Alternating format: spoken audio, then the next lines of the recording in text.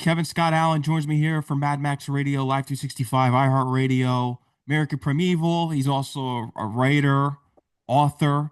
Murder Can Be Fatal, conquering the TV world and all about auditions and Yeah. movie auditions. You got to check out these books that he has out. But welcome to the show. How's everything going?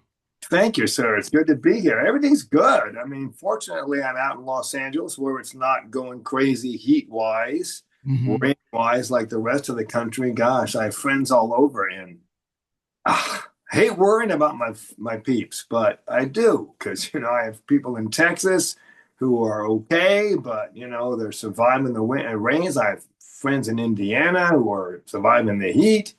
You Oof. look like you're surviving okay. Yeah, hey, I'm surviving all right out here on Yeah. the East Coast, New York. So, All right. yeah, for now. But how's everything going for you this year so far? Because I know you got this new role that we're going to get into, American Primeval, with Louis, of course. This is the Yeah. newest one. So, let's get into it. You getting the role as Louis. Oh, cool. All right. That started actually a couple of years ago when Netflix was first acquired the property and then brought on Peter Berg. Peter Berg and his partner Eric actually wrote it. So it's a couple of years ago, as I said, it began and it they didn't give a lot of information. What they sent out, a small blurb about it, what was going to be going on. Then they sent out notices to the various agents and managers and all that. And my manager at the time, who I've been with for a long time, who just retired, she, submitted me and contacted them, said, "Hey, what do you think about Kevin? The roles of a Frenchman, and he speaks French, so blah, blah, blah, blah, blah." Well, this was still the time when COVID did a lot of weird things for this business. Hmm. One of the main things is it taught them how to save a lot of money, which is having actors put themselves on tape in their own house or wherever they are and send it in instead of having them come to an office and then having to arrange a time when the director could be there, the producer could be there, the network could be there, the casting people could be there, blah, all that kind of stuff.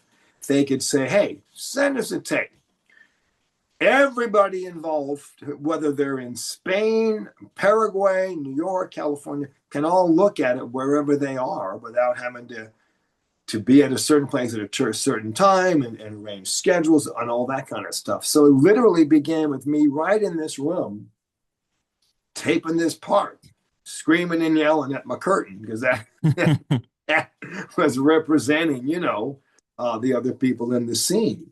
Hmm. And it was actually a short scene I read for them, and they called up about a month later, I guess, and it took about 3 months to make the deal, but they finally did.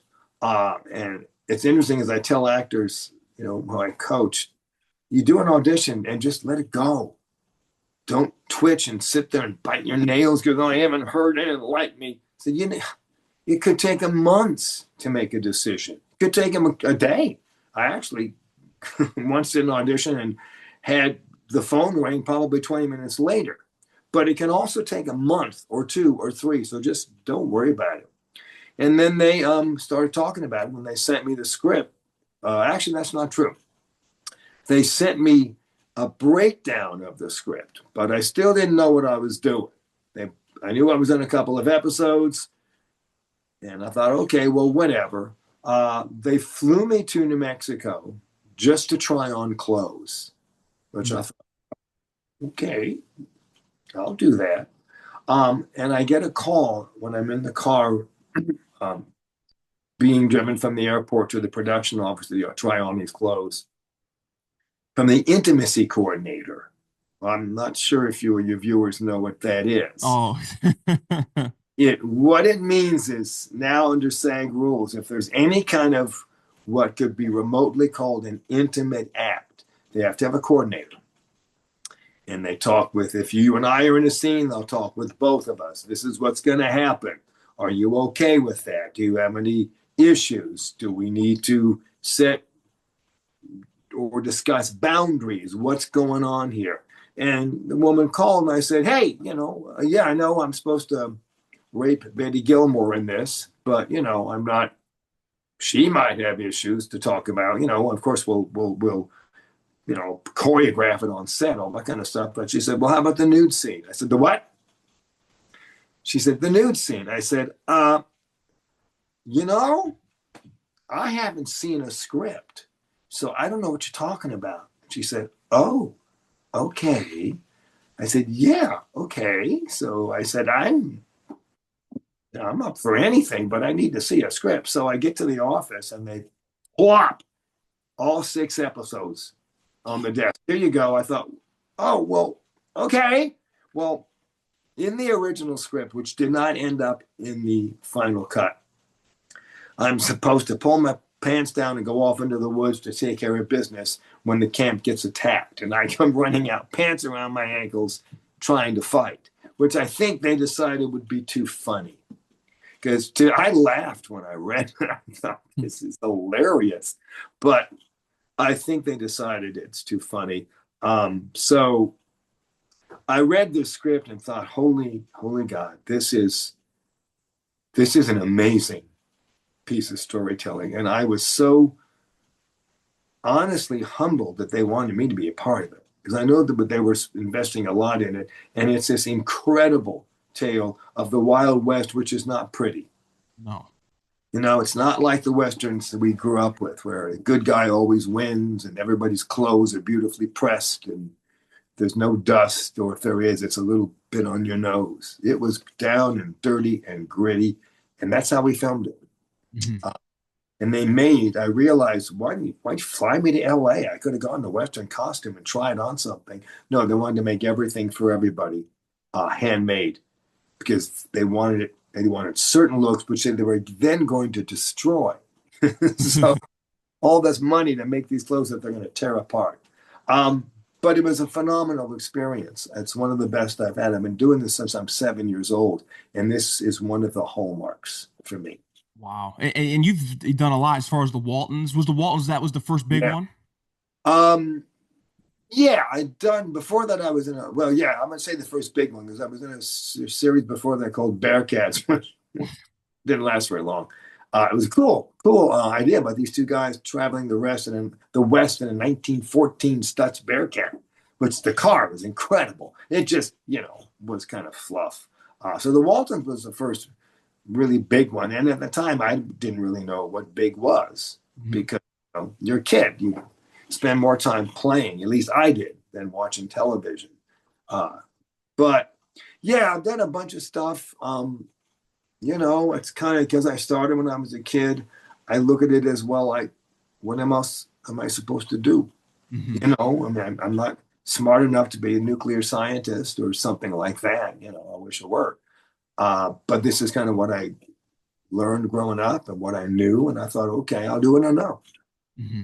And it's worked out for you. When would you say the worlds collide? Because you were someone, as you mentioned, you really, you said you weren't smart enough to be this big scientist, but you loved acting. You always had this own imaginative reality. So when did this imaginative reality become a reality to what you do now?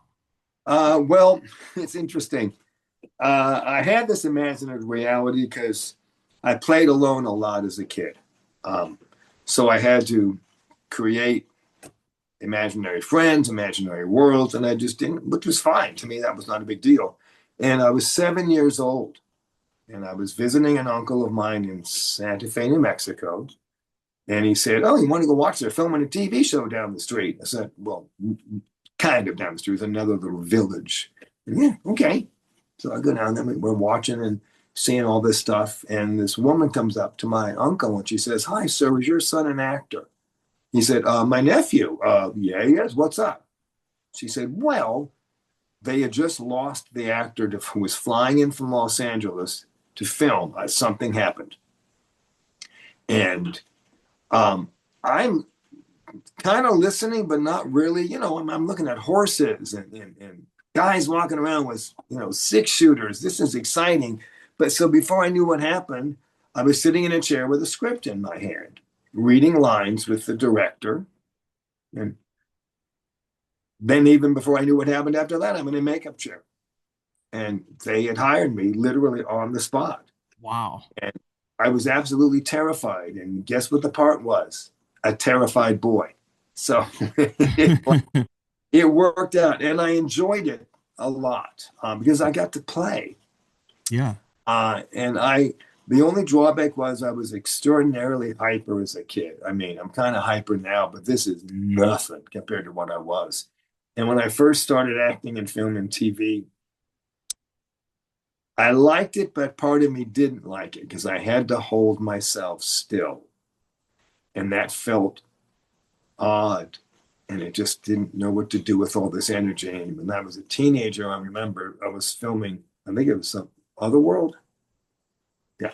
And all of a sudden I realized I'm not holding myself still anymore. My body's accepted that that's the type of behavior I do when they say action.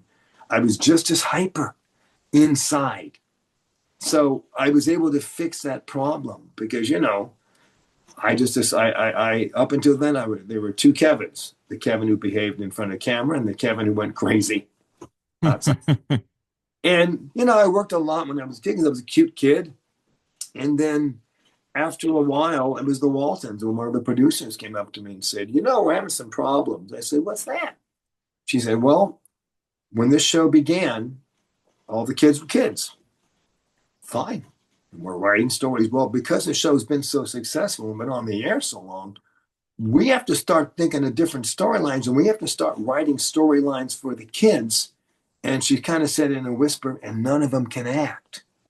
She said they weren't really hired to be actors, and it's not their fault. They were hired to be this wonderful, cute family, and they didn't have time to start bringing in teachers on set. So what she was saying is, if you want to keep doing this, young man, study. And I heard that from her, and I thought, maybe I better learn what I'm doing. So that began what I consider the most fascinating journey I've ever had, which is just reading, learning about anybody and everybody's technique who ever wrote about acting. Because I thought if I'm going to do this, I should see what's out there. Mm-hmm. And I have a lot of bookcases filled with books on acting. Some are great, some are ridiculous. Doesn't matter. They're still fun. When would you say that your parents believed in you because they thought it wasn't going to last long because they told you Uh, you had to go to school, but you could act in the yeah, summers. So when did they believe in you? exactly. Probably I'm saying right after I graduated college, and I said, this is what I'm going to continue to do, as opposed to, all right, yeah, I got that out of my system. Now let's go become a lawyer or let's go become whatever. And right after I got out of college, and I said, no, I'm staying. As I came out to Los Angeles, the University of Redlands, to go to school. And I said, I'm going to stay here and I'm going to continue this. And it sort of was, oh, okay, sort of a qualified, well, all right, maybe you need more time to grow out of it or not. They didn't discourage me in any way, but they weren't necessarily, yeah, let's do this. What can we do to help? They were just more like, oh, okay, well, my mother once said to me, I know absolutely nothing about that world, so I wouldn't even know where to begin to help. I just figured you'd figure it out. And if you didn't like it, you'd figure that out too. I wanted to say, yeah, but you got to ask some questions. But, they just sort of accepted it, that crazy Kevin's going to do what crazy Kevin's going to do. And then, when I wasn't calling home for rent money, or can you, they figured, I guess he's doing okay. Hmm. And, I'd say, hey, I'm on this show, I'm on that show. And my family spent all summer at a summer house where they had no TV purposely. So a lot of the stuff I was doing was airing in the summers for some reason, and nobody ever saw it. So yeah, Oh. whatever. It was very crazy. Homefront, that was the big one too. That was another Yeah, one that really got you a lot of recognition. This story I was reading about in the grocery store where they thought you were the literal character you played. yeah. That I play a lot of sons of bitches. I hope I can say it here. Um, and sometimes people will see an actor and just associate them with the role. And this has happened several times, but this particular time I was in the store and the woman looked up. I just threw my groceries, literally threw them down the belt. And I said, "What the?" She goes, "You're a racist." I said, "No, I'm not." She said, "You're on that TV show." I said, "Well, that's a character." And then she went, "Well, you're good at it." And I, I was kind of dumbfounded. I didn't know what really how to respond. And I saw Bernie Lechowicz, who was a producer, after that, actually at a party, and I told him what happened. He said, "Well, what you need to do is to go back into the store, talk to her, and explain we wrote that part purposely because everybody thought America was this grand place after the World War II. Yeah, we won this war, and it wasn't. It Mhm. was extraordinarily racist, and the returning veterans were not treated any better than they were before the war." Mhm. He said, and that was the point of your character to say. In fact, we had discussions that I couldn't, if there was any hint of a Southern accent that might creep into it, I had to go back into ADR and redo the lines. He said, "Please, this is not a regional thing. This is what America was like all over." And he said, "That's why we created the character, to represent the 40s as it was." So I thought, oh, okay, which all of a sudden meant, oh, great. Everybody in the country is going to hate me. But, uh, you know, that doesn't happen that often. Most people, if they recognize somebody from something, they just sort of hang back. But, I've had dirty looks over the years. And I usually counter it with the biggest smile I possibly can and pet their dog or their That's all kid. you can do. Exactly. Yeah. I guess unless they're bugging me, then I could like, growl at them and hope they run. Uh, How about Star Trek? Because this was a oh, dude. interesting makeup Yeah. process. Dude, it took 2.5 hours for the makeup. And I'm sitting in the chair and the process is they have this like weird headpiece and then they sort of fit in and they work into your body with latex and all this stuff. And it takes a long time to do. But I'm sitting there and I say, wow, does anybody ever have a problem with this? Thinking I'm just making conversation because we're there in the 2 hours. And what am I going to sit there like a statue? And he says, "Oh, some people get claustrophobic." And I thought, oh, shoot, I wish he hadn't said that. Because, of course, at that moment, then I start to think, do I feel trapped in this mask? And I said, "Kevin, that's not an issue. Get rid of it right now." So it wasn't really till I saw myself in the mirror that I realized, holy moly. And when I did, I had to change the character. Mhm. Because when I read for them, there's no makeup and there was no diagram of how this guy looked. It just was an alien. Okay, whatever. When I saw how it looked, I thought, I can't come across the same way. I'm not, I mean, not dramatically changed, but I thought I have to be different. I got to have a different voice because this guy looks like something. It looks like a piece of rock, you know. He did. So that was a lot of fun. The weird thing about that set is there were so many people on makeup in such elaborate makeup that every time somebody would walk in, the first question was, "Do I know you? Are you somebody I probably know, but I'm not going to recognize?" And so it became kind of not a running joke, but sort of the running line. The minute you saw Mhm. someone, go right up to them. Do I know you? Eating was a challenge. But with the straw, I heard you usually got to. It's usually the only thing you could really do is just anything through a straw. Yeah, I had exactly. I could eat like two small bites. So I Hmm. cut up like chicken or whatever I was eating into small little bites. But forget corn on the cob. So I don't eat a lot, fortunately, so that wasn't a big problem for me. But if you were on a 4 month shoot, it could be. It could. Yeah. Yeah.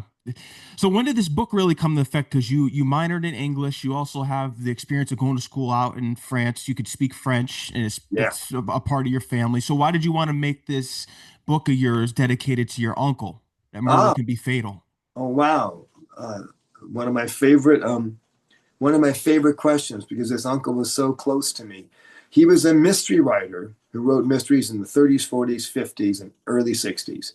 And just an all-around and fascinating man. He always just fascinated me because he, was this very laid-back, calm, gentle man who could speak to anybody. He could speak to the King of England, or he could speak to the plumber, or could speak to the man picking up cans on the sidewalk and have a genuine relationship and conversation.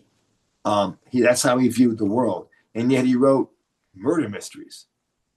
And we would play games where he and I would decide, okay, let's think of a crime.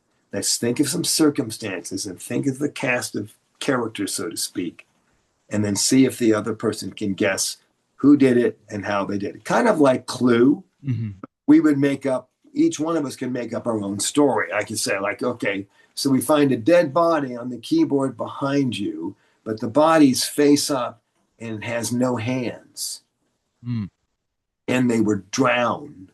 And the only other person around is the maid who's cleaning the apartment next door and your grandfather who's blind. What happened? And we would play games like that. And that was so much fun that I always knew I enjoyed writing. And during COVID, I said, I'm sitting here doing nothing. And I had talked to my literary agent because I had published a book before, and she said, what's hot right now in mystery? And I thought, why not? But my Uncle Bobby wrote, I've always wanted to play with that genre. So I sat down and thought, okay, I'm going to do this, and I'm going to dedicate it to him because of all the adults, he was the one who most fostered my, I guess, creative side, if you want to put it that way, because he was a creative himself. Mm-hmm. And it's an honor to him. I thought, I'm gonna write this, and nobody reads it. It's my tribute to him. And fortunately, people are reading it. So, Oh, yeah, and congratulations on that, and especially that people love this book so far. And what's the update on this becoming a film?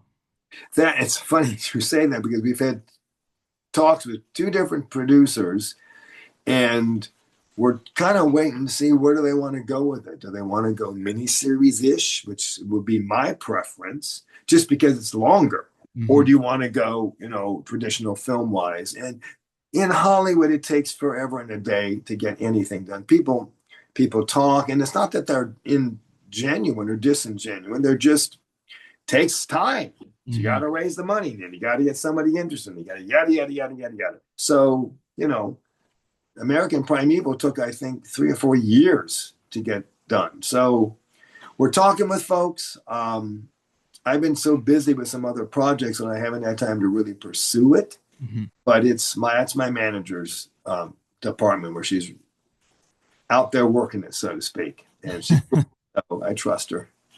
I'm sure something will happen with it. I feel as though, especially with the feedback that you've gotten and the passion that you put into it, it'll turn into something soon. Yeah. If not, I'm already working on a sequel. So, okay. That I've already got it outlined, when it's going to happen. All of these are going to take place in Los Angeles. That's what was the point.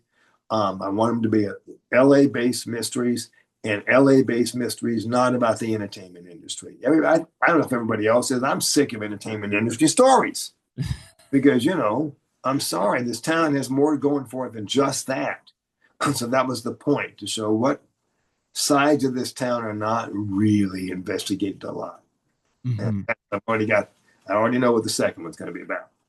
I will be looking forward to that. And we got to get into your other book as well. So what kind of prompted you to really give advice and tell people how to really conquer themselves in these auditions? Because it's more of, you have to play how the character is feeling instead of trying to act out what you see on the lines. Oh, very good. Mm-hmm. Smart man. Yeah. That came about because I have a number of friends, many of whom were like series regulars, who are now finding themselves having to audition, and they didn't know how to audition. Because auditioning is very different from showing up on set and doing the role. The difference is, when you audition, you don't have the luxury of all the tools that are available on set. We got this one frame. You have one actor maybe to whom you're going to speak, and they have to be in a space where they can see your face when you film it. You can't do the movements necessarily. You don't get to cut away or look at the car driving and look at the gun or whatever. It's just you sitting there. And what we have to do is convince the people watching it that not only can we say the words, and as you said, embody the feelings of what are going on, we have to also convince you that I understand how to tell the story. Because that's primarily what an actor's job is. We're there to help tell the story, not just feel. Feeling is great, you know. Woman at the market feels upset when the tomatoes are too ripe. That doesn't mean that there's a great scene to film. So most of the actors I work with, they had no idea what that meant. I said, well, you got to look at your thing. I said, what do I need to do here to let him see not only can I be this person, but I can be this person in your script telling this story because I understand how the story is progressing in this scene. And so I started writing notes, started writing like, okay, this is what I need to talk about with so-and-so and talk about with such and such. And I looked at my notes one day, I thought, if I just put all these together, I could have a book. So I did. Just put them all together, flushed it out a lot, and said, all right. And I did a paid beta testing with several actors that I know. And somehow a guy from England got a hold of it and wrote me, a very good actor named Robert Davies, and said, dude, I've never read anything like this before. You all of a sudden explained so many things that make sense to me. And I thought, oh, thank you. Okay, I guess this has some value. So what do you do next? And my manager at the time said, let me contact a few people, blah, blah, blah, blah. We got a publishing house that was interested, and then it came out. And the trouble is, I buy so many copies because I want to give them to students and friends. I like teaching people because I want to help them, not to make money. And so I will give them a copy of the stupid book. And I get yelled at, make them buy it. No, give it to them. Too bad. So that's what began that. And I really enjoyed writing it because it made me re-examine my own process and not take it for granted that if something works, why does it work? How does it work? Or if it doesn't work, why? What was wrong with that shot? Why didn't it work? Whereas before, I just would rely on the director to say, okay, let's do it again, or this, that, or the other. Once again, it made acting more fun. So that's how that came about. Have you thought about maybe doing a follow-up now? Because now everything's virtual with auditions. It's not where you kind of can get the feel of how the acting director and the people in the audition room are feeling what you're portraying. Now you kind of have to feel and read through a screen, and that's tough. Yeah. I mean, in fact, the first chemistry read I did on Zoom was very strange. And yes, what I've talked to the publisher about is adding a chapter on self-tape and live Zoom audition because it is different. But if you really understand what is going on in a scene, it's actually not that much different. The difference is the person is appearing on a camera as opposed to right in front of me. So no, if I'm working with you now, I can't see what your knees are doing, whether you're shaking your legs. I can't see whether your legs are crossed. I can't see whether you are, I don't know, I'm getting a feeling that you're just nervous in your chair. You're holding yourself still for the frame. But that doesn't mean there's not a whole lot of other things I can take in about you. You know, you got a hat on. Why? Is that to make sure that the light doesn't get in your eyes? You're shaking your head. Yes. Is that because you like what you're hearing, or is because you want me to just hurry up and go to the next question, or because you're nervous about something, or you have to go to the bathroom? Are you paying attention to me? How do I want to change the look in your eye to what I want it to be? Well, I can do that on Zoom. If you understand that that's what the scene's about. It's about people connecting. So it's just a little more difficult. It's a lot easier when the person's right in front of you. But not impossible. And again, they're not ever going to go back, folks. They're saving too much money. Yes, they'll go back for final auditions, sometimes in screen tests. But as I said, I've done chemistry reads, which used to be the ultimate you go in and meet and greet situation. And they're doing those on Zoom now. They're just saving too much money. So we adapt, just like the people did back in the day when they went from silent films to talkies. You adapt. You say, all right, well, what do I do now? I know it throws a bunch of people. You know, the worst part of it is What you is? you have people that like they're sitting at home.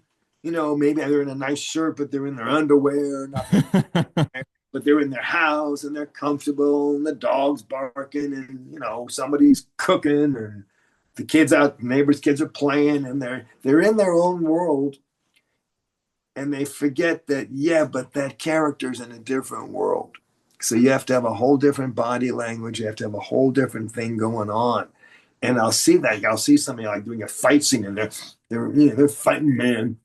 But they're not fighting. You're sitting in your chair. Probably here and over there. So you got to counteract that. You got to figure out, what do I do to make my world less comfortable or more regal or whatever the scene is. Because they don't like you to do a lot of bells and whistles. They don't want you to have a set. They don't want you to go outside because the sound will be bad. Mhm. Or get dressed in the elaborate costume and have blood dripping down your face. They don't want that. But if that's what the scene is, you got to somehow figure out, how do I convey that while being in my house, with or wherever you happen to be, Mhm. whether you're at your buddy's house or your mom's house or the basement, we still, most of the time, it's not going to be the world of the scene. So that's the most difficult thing. No, yeah, you're right. And speaking of blood dripping down the face, you also did some work on Puppet Master. Oh, that was so much fun. Yeah. Oh, guys, I almost would have paid them to do it because, it's this fun, stupid story about these wonderful puppets that just destroy everybody. And it was a lot of fun. Uh, God, Pinhead, and my favorite puppet, Pinhead, is the one who gets to kill me in the end, which I was thrilled about. But yeah, it was a crazy story. It was fun as heck. I had my eye ripped out, but I survived. And just with the puppet, those puppets got the royal treatment. I mean, they were very expensive. And they had two sets, the ones for close up and the ones for not. And we couldn't even touch the ones for close up. It's like, all right, back away from the puppet. But it was fun. I had a ball with that. I do another one in a heartbeat. That's Silly, hilarious. silly, but fun. You also have other experiences too, Bones, Criminal Minds. These are some other hit shows. Yeah, there were Criminal Minds. I got to work with Joe Mantegna. I got to work with him twice. What a wonderful man he is. He's not only a very good actor, he's a very giving actor. It's the star of the show. And yet, um, he's right there with you if you're a guest on the show, doing whatever needs to be done to help your performance be just as good as possible. Uh, just a really, really incredible gentleman. Because Mhm. I work with a lot of people, who have a degree of, celebrity, and they're not necessarily always as generous. And I don't want to mean that as a slam, because I understand sometimes there's a lot of stuff going on in their life of which I have no awareness. So far be it from me to judge anybody. But that's how my experience with him. And I really enjoyed it. I worked with him on Joan of Arcadia and then Criminal Minds, and Mhm. really nice guy. I've heard a lot of great things about him for sure. Yeah, Yeah. he's definitely one of the class acts. Yeah. Yeah. Capital C, capital A, all around. Yeah. So when did you really transition to as well as teaching acting? Because you have the book. So when did Oh, that come yeah. about to when you started to teach people? Uh, about 10 years ago, a friend of mine, Alan Feinstein, who's a very well known acting teacher in town, uh, had a film and TV teacher who was retiring. It was his partner actually in their studio, the Alan Feinstein studio, and Paul was retiring. And Alan said, what do you think about coming in and teaching the on camera class? And at that point, it was literally once a week, and they just did scenes and stuff. And Paul's um, focus was actually shooting the scenes as if they were on set. And I said to Alan, yeah, but if I'm going to do it, here's what I would like to do instead. I would like to focus it on the on-camera audition because I was starting to realize shooting, most people just don't know how to audition. They don't have a clue. And I said, that's what I would like the focus to be. Not, hi, here's your script. Okay, let's block it out. You're going to move here. Let's do the reverse. I said, all that's great. But that's like, learning the skills of a particular job before you even have the job. And so he said, sure. And I started that thinking, well, we'll see. And I was just stunned at how many actors, really needed that kind of training. And they all said that to me. They said, thank you. We didn't even realize we needed this. And I said, okay, let's go. And so I taught that way with him. And then when COVID hit, we moved everything online. And then when COVID started to get better, all the students voted to keep my class online because it more closely approximates what you're going to have to do, a self-tape or a Zoom audition. Being in the studio, sitting there in your chair with the camera here and yada, yada, yada is great, but it's not what 98% of us are going to be going through when we audition. We're going to be sitting at home or, you might be in a studio, but the other person is going to be on camera or on the Zoom session, however it's going to work. So they voted to keep it that way, which opened it up. I have a student in Sweden. I have one in New York, Florida, Indiana, Minnesota, as well as LA, and they can all come together and work in a class without having to drive and park. And I can just sit here in my office. I don't have to drive to the studio. So that's what began it. But what kept me going, I don't know if you have kids, but it's like if you see a child get on a bike and ride it for the first time, and you want to cry, you want to laugh, you want to applaud, you don't fall.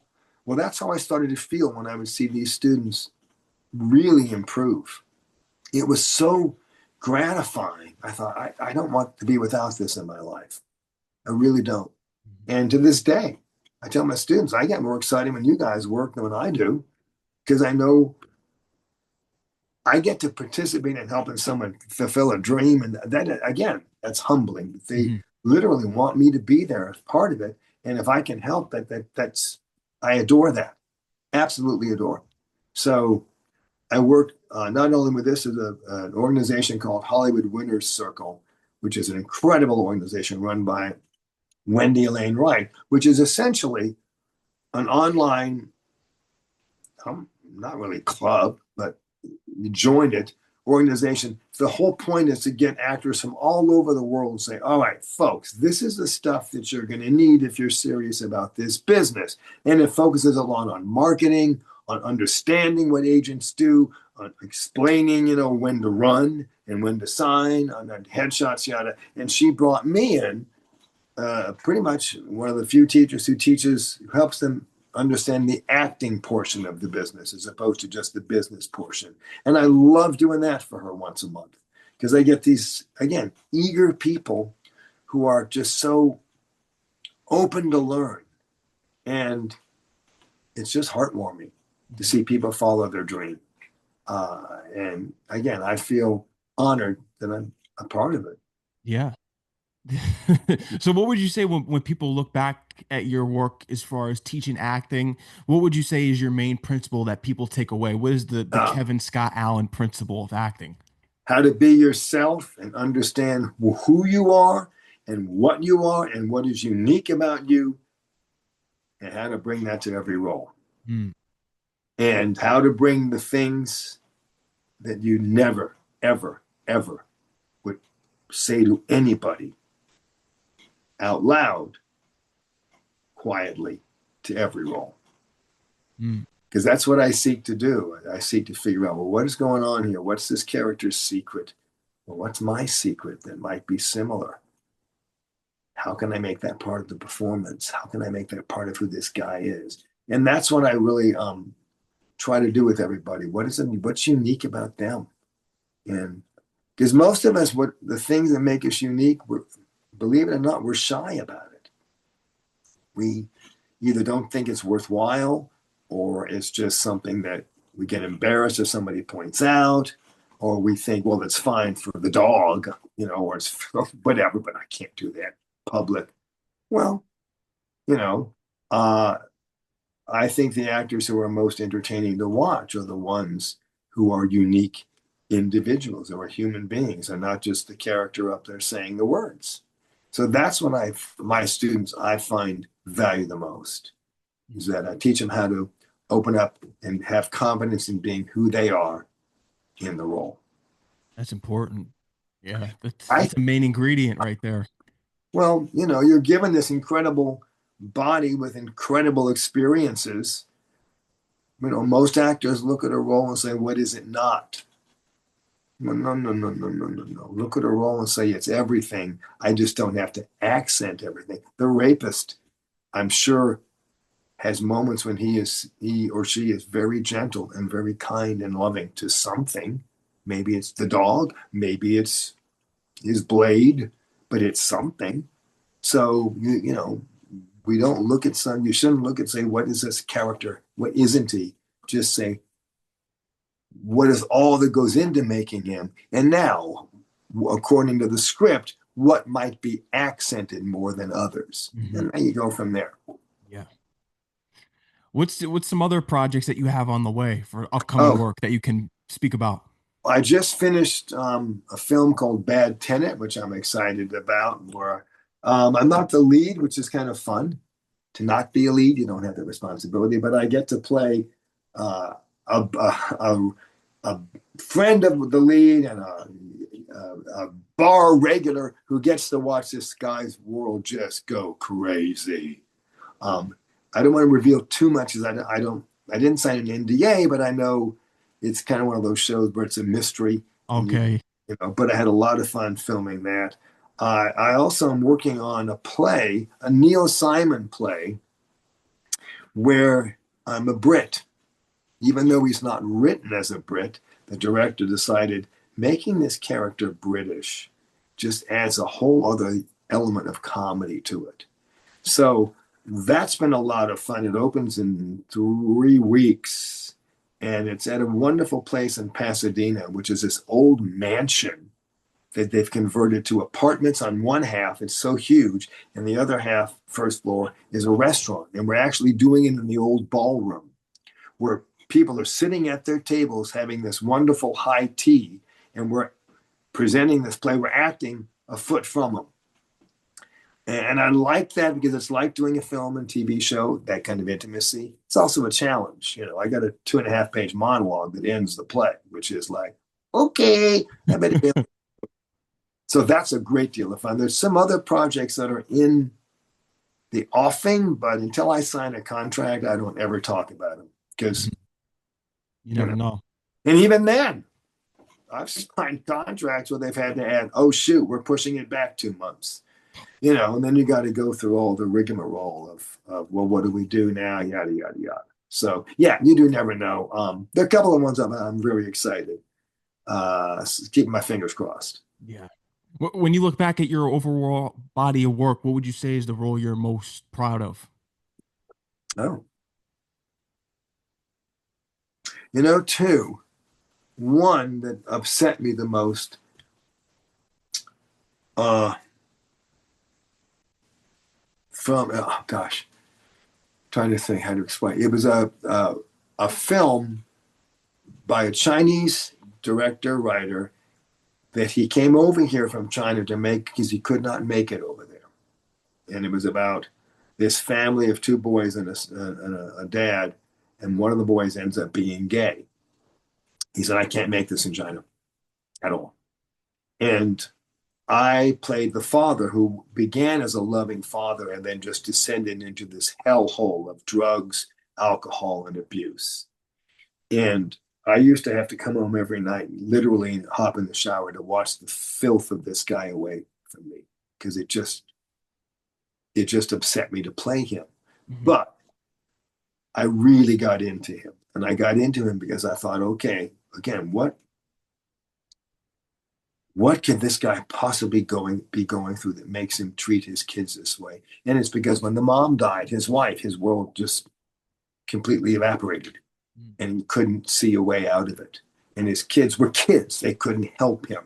And instead of transferring the love that he had for his wife even more onto his children, he kind of blamed them, almost as if I wish it had been you instead of my wife, type syndrome, which is pretty horrible. Yeah. Well, the film is yet to be released, and I cannot get in contact with the director. I've tried, and I'm terrified that he went back to China and got arrested because half of the production crew was all Chinese. The producer was Chinese, and the cinematographer were Chinese. They came over here to do it. I can't find any track of him. I've emailed him. I've emailed the producer. No return. The American company here that coupled with them says we can't get a hold of him either. So I'm very proud of that work. I'd love to really see it, but I don't know if I ever will. But I'm more concerned that he's in jail somewhere. Wow. So that was, yeah, that was. But then there's another one called Switchboard, which is available, which got picked up by, I forget the name of the company. They stream uplifting stories about this homeless man, kind of a similar character, but the difference is instead of becoming an abusive human being, he just retreated into his own world of loneliness, and then he's brought out of that by a 12-year-old girl. So that's probably one of the ones I'm most proud of. Mm. It just was a lot of fun to do, and again, it kind of got rid of the filth of the other guy. Replacing it with another. Yeah, with somebody who's decent. And again, that's what this is. We sign up for this. We get to experience life from different perspectives. And I mean, as I've said to somebody, I'm so lucky. I get paid to play. I can't, and I don't take that for granted. Um, it's a great existence. Maybe Yeah. it's, I understand, but I don't look at it as better than that at all. It's different. Hmm. You know, I couldn't do what you do, sir. No, nobody would listen. And I can't say I blame them. I don't know about that, but hey, you've definitely entertained us here tonight. I'll say with your stories and experience and everything that you've Cool. accomplished so far. So, Kevin, is there anything else you want to let the people know about that we didn't cover here tonight? Gosh, I'm not really. I'm going to say if you haven't seen American Primeval, do, because you're going to hate me. You're going to probably throw things at the television, but go back and listen to this, and I'm not really that nasty a guy, but I think it's an amazing piece of filmmaking. Peter Berg is one of the most amazing directors out there because he not only takes a story as it's written, when he films, he now seeks to have the story grow into something even better and bigger and more involving. And I can't imagine a better director with whom to work, but I also can't imagine a better way to tell a story. Hmm. His story, like life, they're not stagnant. They need to move.